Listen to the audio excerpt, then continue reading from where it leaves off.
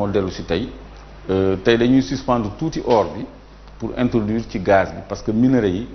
dafa bëri te il faut lu nekk ñu laaye leen ci biir leeral leen ci donc tey dama bëgg tuuti ñu waxtaanee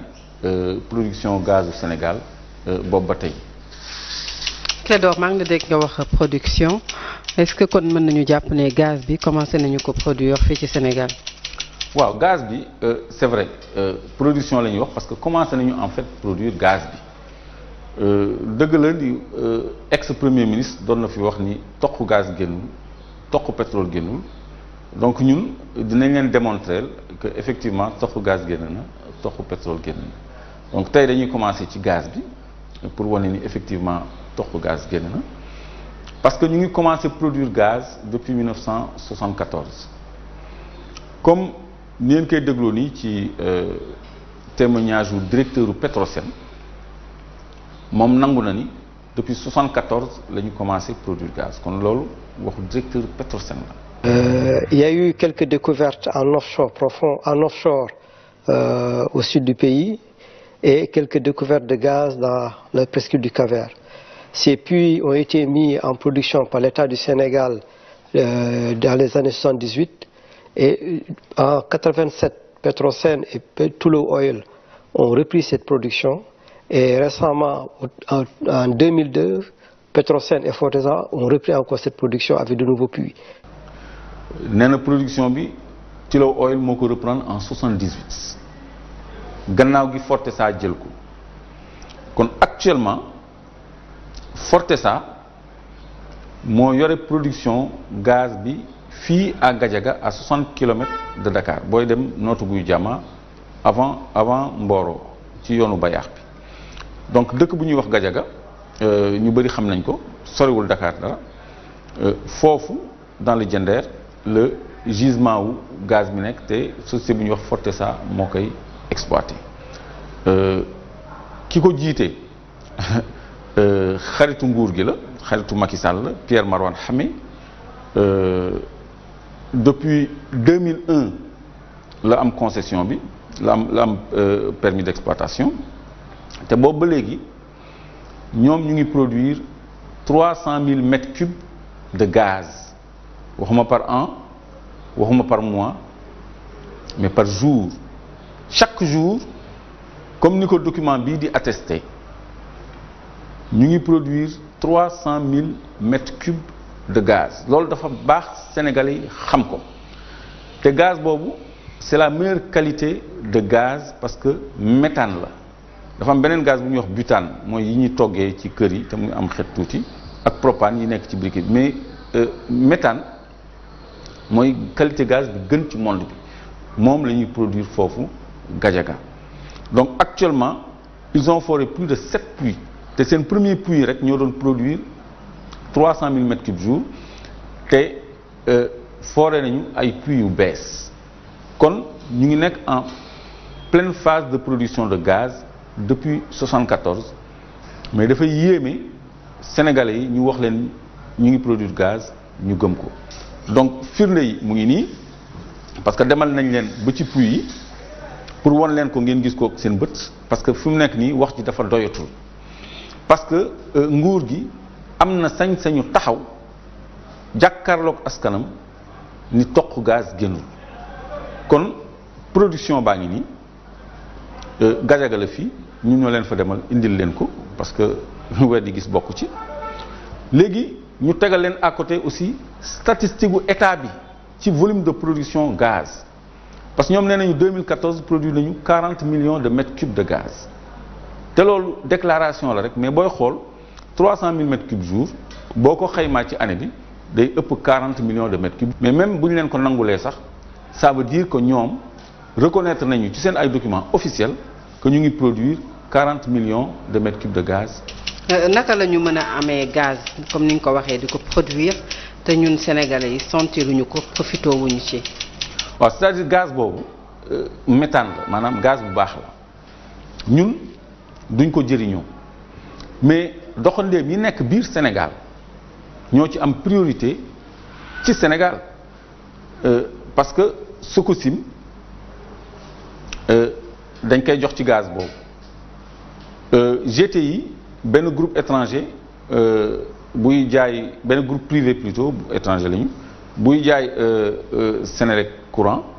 branché nañ ko ci gaz boobu aussi c'est vrai que Senelec aussi alimenté na ci ñaari turbinam à gaz mais li ci des yépp day dem bitim réew kon loolu ñun gisuñu ci suñu bopp jëriñu Sénégal parce que 2011 ba problème courant bi tare xam nga ci suñu code pétrolier dafa am article bu ñuy wax article 54 foofu maa ngi leen di won ni ñun jëriñoowuñu suñu gaz article 54 code pétrolier dafa ne bu Sénégal amee gaz wala pétrole mën na ko teg loxo pour la satisfaction de la consommation nationale maanaam li réew mi soxla dañ ko koy jox ba pare kii exploité doogu yóbbu li des bitim réew te bu demee noonu ñun la ñuy fay mooy njëg ba muy jar bitim réew sur le marché international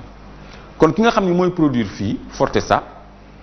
intérêt am la sax parce que dootul am à transporter son gaz jusque sur le marché international mu ajouté ci ay coûts de transport pour jaay ko donc da koy jaay au même prix ba mu ko doon jaayee bu ko transporter ba marché national international jaay ko foofu donc loolu la ko Sénégal di jëndee léegi disposition boobu ci ay jamono Karim moo nekkoon en charge du ministère de l'énergie mu def rapport de présentation pour président appliquer disposition article 54 boobu pour ñu affecter production gaz bi à la Sénélec essentiellement Abdoulaye Wade jël décret baa ngi nii ñu affecté production bi effectivement à Sénélec parce que jamono yooyu coupure courant yu tar yooyu def naa ba léegi kenn fàttewu ko te loolu bokk na ci lu bëri ci li daaneel nguur googu mais malgré tout quelque temps après nguuru Abdoulaye Wade daanu parce que décret boobu justement waa Fortesa dañ ko attaqué en annulation devant la Cour suprême 2012 Macky falu Cour suprême daal di statuer par un arrêt numéro 20 rendu le 11 avril 2013 arrêt numéro 20 Cour suprême annulé décret boobu nga xam ni c'était en faveur de notre consommation lan la ko layalee daf ko layalee ni consommation nationale tekkiwul rek Sénélec parce que Sococim ca la bokk mu nekk problème bu rëy parce que bu fekkee ni Sococim bi nga xam ni benn tubaab moo ko moom la ñu jox priorité ci Sénélec bi nga xam ne ak jamono yooyu ni ñu amee woon problème courant Sénélec bi nga xam ni société nationale la nationale laa wax kon problème dikk na kon notre Cour suprême notre justice s'est prêtée pour défendre ay intérêts compagnie étrangère maanaam Fortesa xaritu Macky Sall basé à Houston fi Macky Sall am këram Pierre Marois xamee seen nit la kon kooku la ñu xàllal jox ko suñu gaz bi au détriment du Sénégal tey suñu loi article 54 dafa ne la consommation la production le contractant peut être tenu d'affecter sa production à la satisfaction de la consommation nationale maanaam ñun li ñu soxla dañu ko war a jox ba pare te loolu moo yenu maanaa ñu jalgati suñu code pétrolier jalgati yoon annuler décret boo xam ni c'était en faveur de tous les Sénégalais pour jox ko Sococim léegi firnde bi bu ma toogee ba 2016 ngeen gis ci rapport ITIE ñu ni 2016 produit nañu 21 millions de mètres cubes de gaz mais ñu def ci suuf ni 21 millions de mètres cubes de gaz boobu lépp la ñu jox Sococim ñu am ci ñun 3 milliards et quelques kon ça veut dire que Sénélec sax amutu ci kon léegi bi Macky Sall ñëwee Sénélec la mu ci daan ñem pour alimenter ñaari turbine à gaz am sax amatu ko parce que gis ngeen fii ni toute la consommation a été affectée à Sococim au détriment de Sénélec léegi nag boo gisee tey ñu dugg ci gaz bi c'est parce que ñun dañ leen demal sur le site ngeen gis puits yi ngeen xam ni du technologie bu sophistiquée bu jaaxal Sénégal pour ngeen gis ni Sénélec am na moyen gas ay forage u gaz comme tubaab yi ni ñu ko fi gasee fii comme Fortesa ni ñu ko fi gasee fii parce que ay sénégalais ñooy liggéey bi ay tubaab ñëw ñu def forage ay sénégalais ñoo fa nekk kon ñun war nañu mën a exploiter suñu ay propres champs gaziers alimenter Senelec courant bi wàcc entreprise yi féex dëkk yu tàng yu mel ni ay Touba ay Tamba ay Kaolack ay Fouta ay partout mën a taal clim te duñu fay courant bu cher menuisier métallique yi mën a liggéey te duñu fay courant bu cher dund bi wàññeeku nit ñi nooy nit ñi féex mais bu fekkee ni loolu dañ koy jël jox ko doxandéem bi nekk suñu biir su jëlee li mu doy soxla ba pare ñu yóbbu Houston kooku vraiment lu ñu war a seetaat la parce que dañu ni ci constitution bi les ressources naturelles appartiennent au peuple mais bizarrement ci code pétrolier bi article 30 dañu ni le contractant est propriétaire de l'hydrocarbure extrait en tête de puits